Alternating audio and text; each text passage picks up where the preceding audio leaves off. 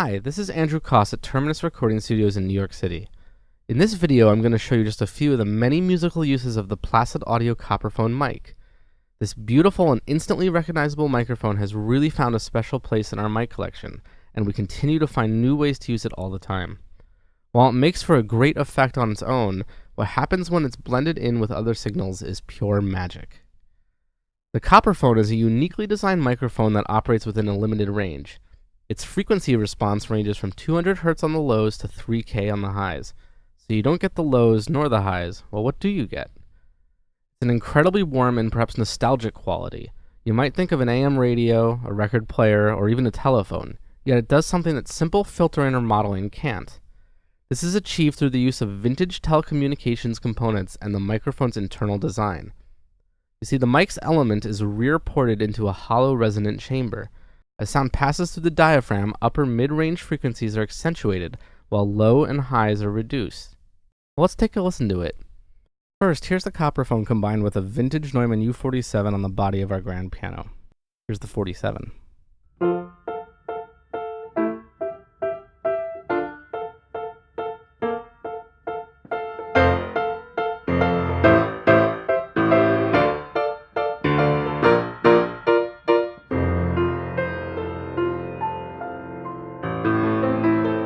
And the Copperphone.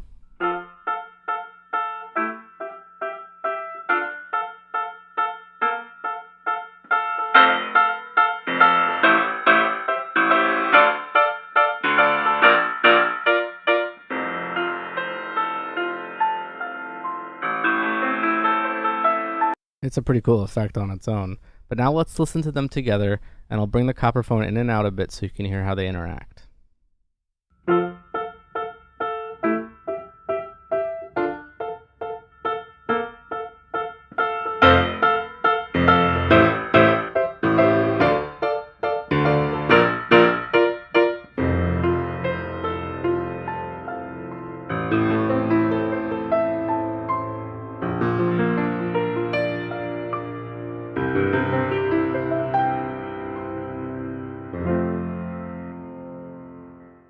It's just instant character. I'd also like to point out that the Copperphone really responds to its source differently. Let me zoom in here and show you. Notice how the Copperphone's waveform really looks nothing like the 47. I think in a lot of ways this makes things like cancellation a lot less of an issue and almost creates a musical use for phasing. Next, let's look at some drums. We took the Copperphone and the U47 and placed them several feet away from our drum kit. Let's take a listen to how that sounded. Here's the 47.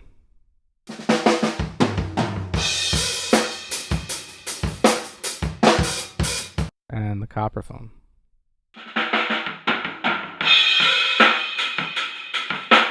And together.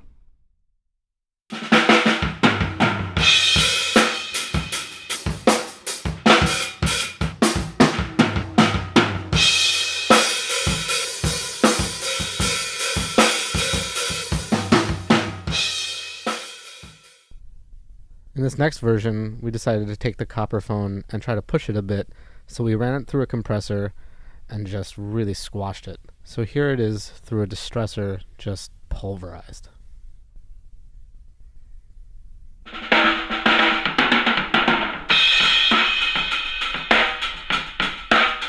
And here's the 47 for reference.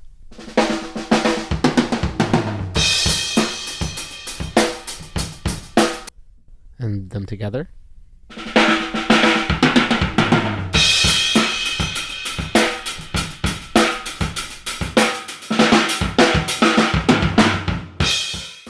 You could really have fun with this thing on drums. And again, let me zoom in here and show you just how different they look. Next, we did some electric guitars. We placed a Royer 122 and a Sennheiser 421 along with the Copperphone on our Bogner Shiva guitar amp. Using a clean signal, here's how the 451 and the Royer sounded.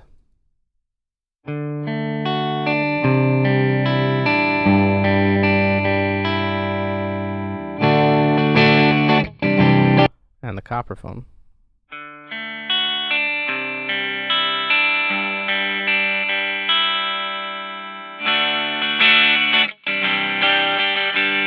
Such a cool guitar effect. But now let's listen to them together. And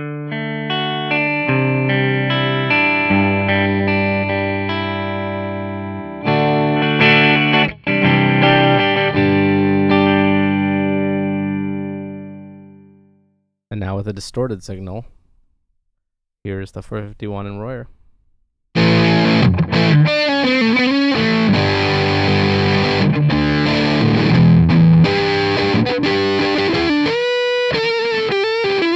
And the Copperphone.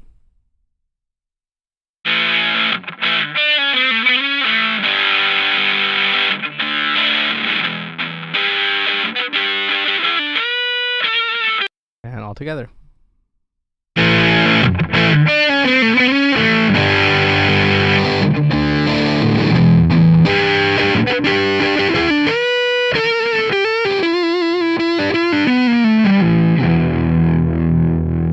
Seriously brings out a really cool vintage quality to that. And just in case you'd like to hear it, here's how the phase sounds flipped.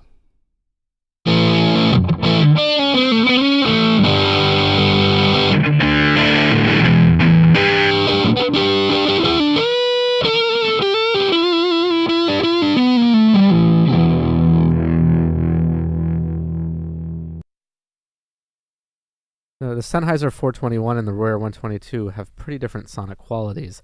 They even have different polar patterns. But when you zoom in close, you can see the waveforms look fairly similar, and you can check your phase and alignment. Meanwhile, the Copperphone's really just kind of doing its own thing, and I suspect this is part of the reason why it sounds so good when you blend it in with other mics. The next test we did was on acoustic guitars. We took a AKG 414 and a 451, and then we added the Copperphone. The 414 and the Copperphone were both on the body of the guitar, and the 451 was up on the neck. Here's how the 414 and the 451 sounded.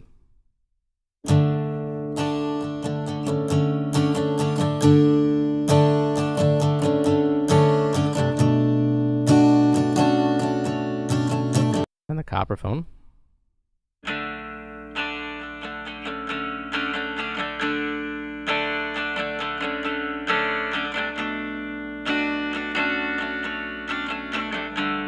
Now let's hear them all together.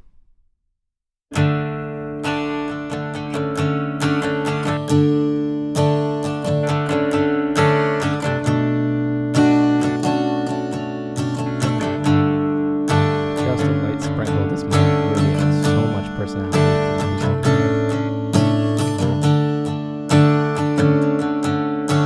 You barely need any.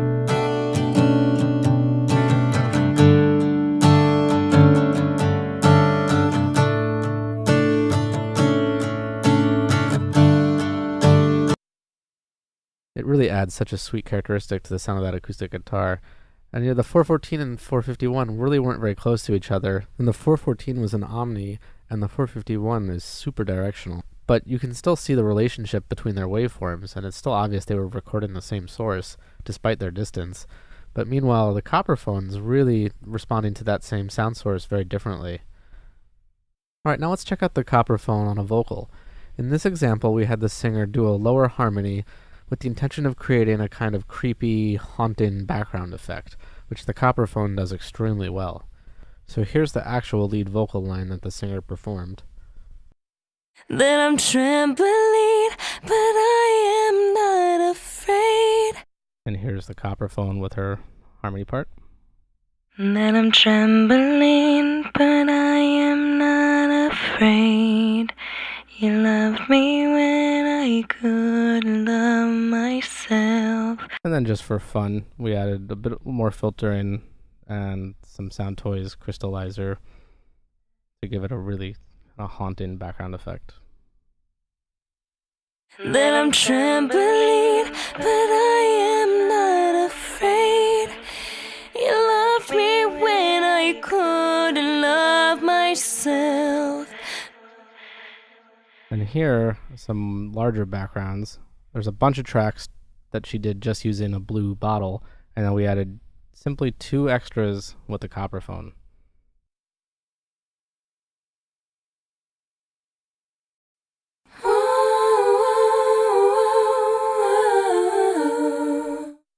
And her singing through the Copperphone sounded like this.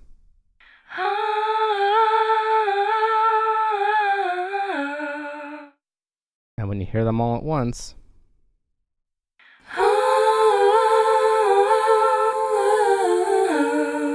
and here's it again, and I'll bring it down a little bit.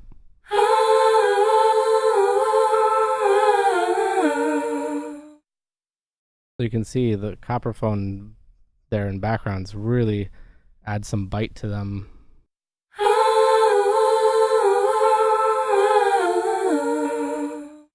The Placid Audio Copperphone can add texture and color to your recordings that you just couldn't get using processing or effects. It's become an essential mic in our collection, and I hope this video gives you some insight into how we use it and what the guys at Placid Audio are all about.